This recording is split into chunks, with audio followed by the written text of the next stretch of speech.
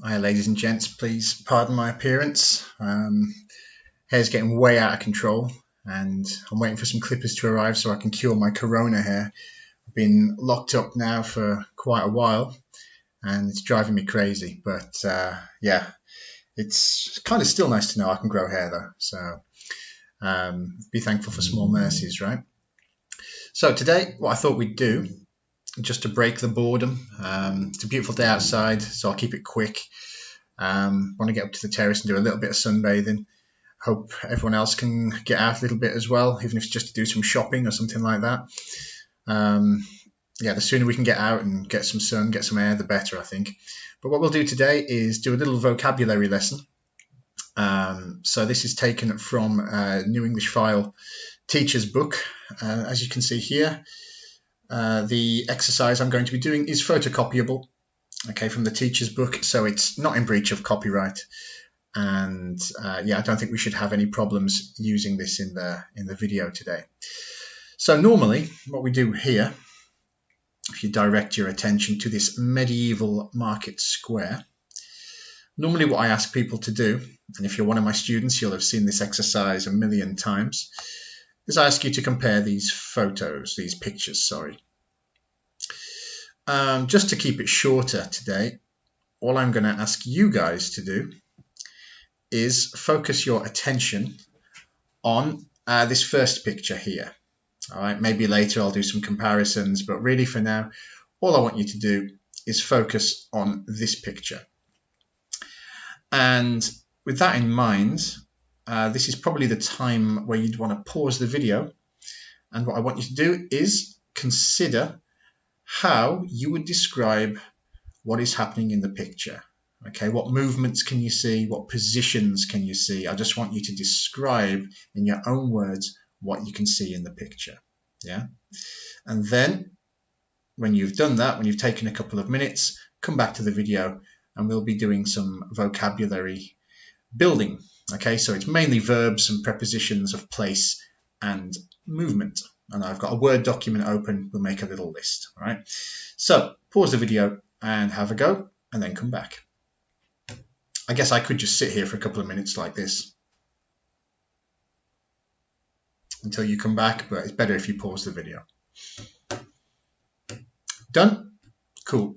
So let's start then. Let's have a look at this picture and we'll see. I'm going to draw on it a little bit and we'll see what we can see. So hopefully you may have started with, for example, this guy here. Okay. Well, you may or may not have started, but he's in the boat, okay, and he's doing a very specific action. Let's think what he's doing. Let's think. All right. Oops, hang on.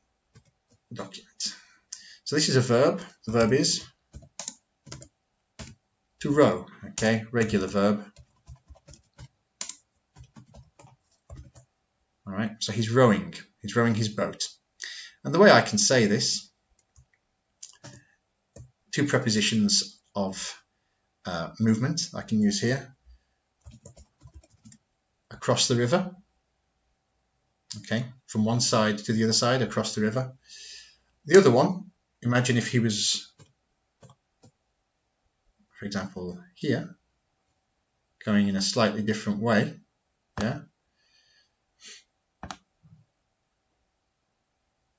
Yeah, like this. So in this case, he's going to be rowing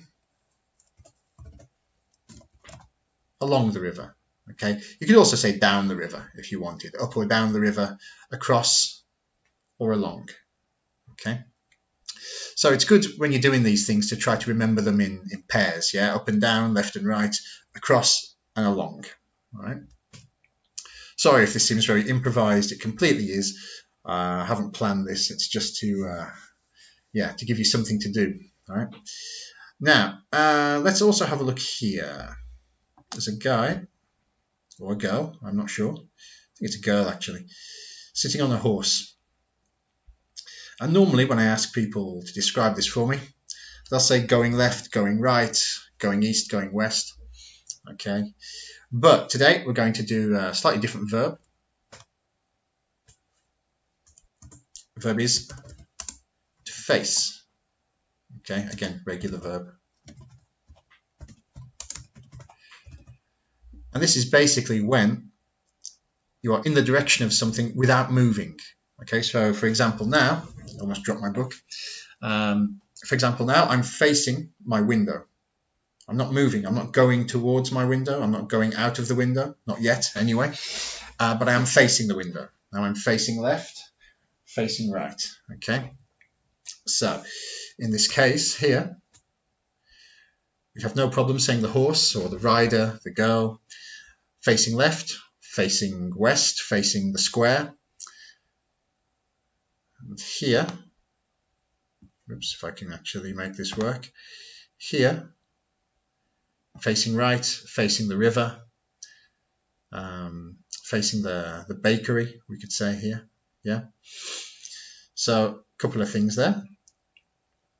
Now, similar but different.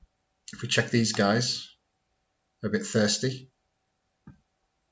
Tavern here, probably serving some nice drinks, or not. They're going to the tavern. Okay, that's the most typical response you'll hear. Yeah, going to the tavern. And okay, we could do the opposite as well. In this case, they've already been. Maybe they're going home to get yelled at by their wives. So, in this case, instead of just saying going to or leaving, I might be able to say going towards, in the direction of, or away from. Going towards the tavern, going away from the tavern. All right, so that just gives you a little bit more in regards to movement, in the direction of, or just going to. Gives you a bit more variety. Okay, you can use going towards or going away from. Let's see. Okay, this one. You might be wondering why in the Word document I'm using the coyote and the roadrunner. And I'm really using it, again, if I can use my mouse correctly. I'm actually using just the finger mouse here, so I don't have a real mouse. So I'm going to actually focus on these dogs here, right, and the tree. And this one's a really good example of vocabulary building, okay? Because first we need to establish the verb. What are they doing? All right. A lot of people just say running. That's fine. They are running, but we can be a bit more detailed than that. And that's where these guys come in, the coyote and the roadrunner. A really good verb that we can use, which is to chase or to pursue. Yeah. So in this picture that I've got here, the coyote is chasing the roadrunner. All right. The dogs in the picture, say regular verb. The dogs in the picture, I would say they are chasing. Okay. But let's look. Who are they chasing? This dog is chasing this dog. This dog is this dog. It's kind of a circular motion, yeah? So we're going to use a reciprocal pronoun to extend the sentence. So they are chasing, if I use a space, each other. Now we need one of those movements, yeah? Around the tree. That's an advanced sentence right there. You can use a sentence like that in your exam. That's a C1 level sentence. They are chasing each other around the tree. So using a verb that not many people would know, using a reciprocal pronoun, the right preposition of movement. That's the stuff they like. Okay, so highlight that one. Let's go back, find some more things. Okay, let's look here. This woman, she's throwing something. I hope it's water, but we never know. So she's throwing some water, yeah? Let's check the second picture. here. And there's a couple of differences. Obviously, there's no guy here in this space, and there's a woman here. We're going to just analyze both. Okay. First, I'll look at the relation of this woman to this woman. Okay, so in this picture, picture B, there is a woman above. Oops, we don't need this in red. This isn't so important. Above. Okay, we can stop the red, please. Stop the red. Or not, we'll just keep going in red. Who cares? There's a woman above the other woman. Okay, so this woman in the window is above this woman. This woman is below this woman. Okay, so it's above and below. Remember, we're learning in opposites, above and below. Okay, above, fixed point, below, fixed point. People get this confused quite often with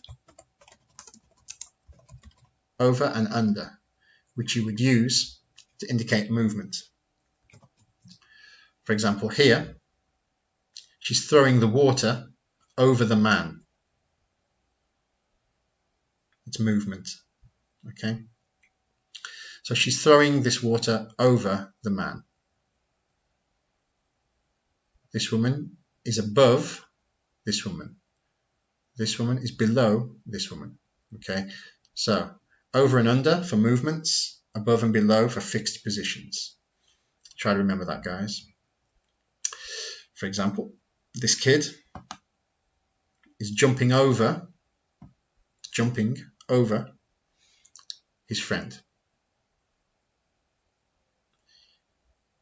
In this case, the boy or the girl is jumping over the rope.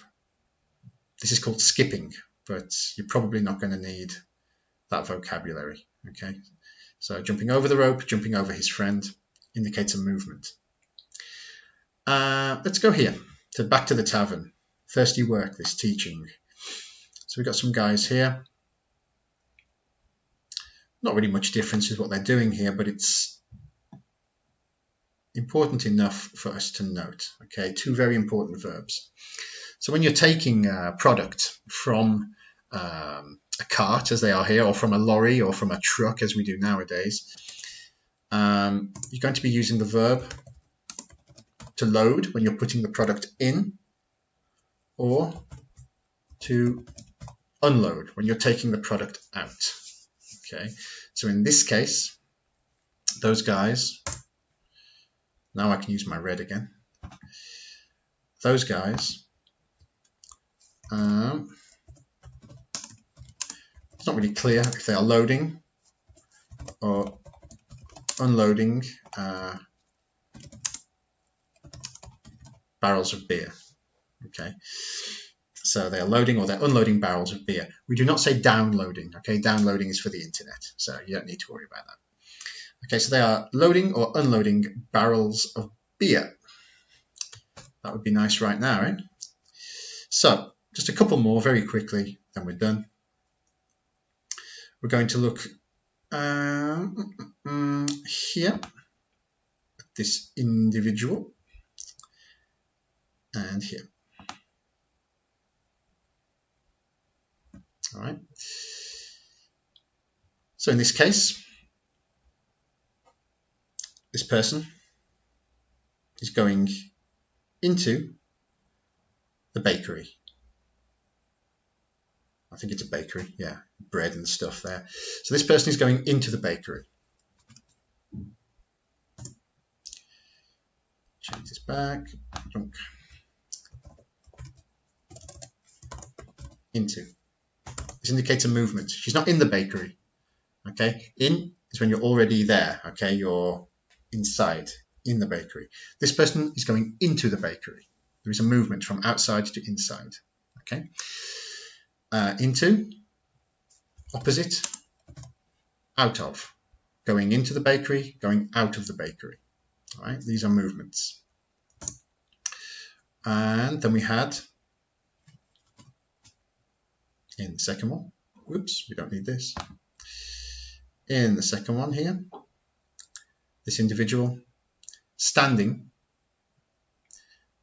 outside. Yeah. Of course, opposite would be inside. Okay, prepositions of place. To be outside, to be inside. All right. Now, I think more or less we're there. In this picture, of course, we could say the dogs are chasing their friend, their colleague here, into the bush. This is a bush. Again, not vocabulary you'll probably need. One thing we could probably highlight, there is one more that I usually highlight. This person holding the bottle. Okay. In this case, maybe putting the bottle onto the stall. All right. And I think that will do it. So, darn, I wanted to get everything on one page, almost. So, onto, again, this is a movement, putting something onto the stall, onto the shelf, onto the table, and off, okay? Taking it or picking it up off the table, off the stall, all right? So, here, just revising, not quite just one page as I wanted, a bit gutted. But here we are, free vocab class from April 2020, Corona special, just to keep everyone occupied. We had the verb to row, to go across or to go along, to face, to go towards or to go away from, to chase. Remember that sentence, they're chasing each other around the tree. Above and below, over and under. So above and below, these are going to be fixed positions, over and under movements. To load and unload. Okay, so if you're moving house, maybe you're going to load the lorry with all your furniture, and then later you will unload all your furniture to put into your house. Into and out of, outside, inside, onto and off. Okay, so thanks very much for tuning in, guys. I hope that has kept you a little bit busy. And if you have any questions, please get in touch. And if this has been of any use to you, please like the video, share it with your friends, and subscribe to the channel. Thanks a lot, guys, and we'll speak again soon.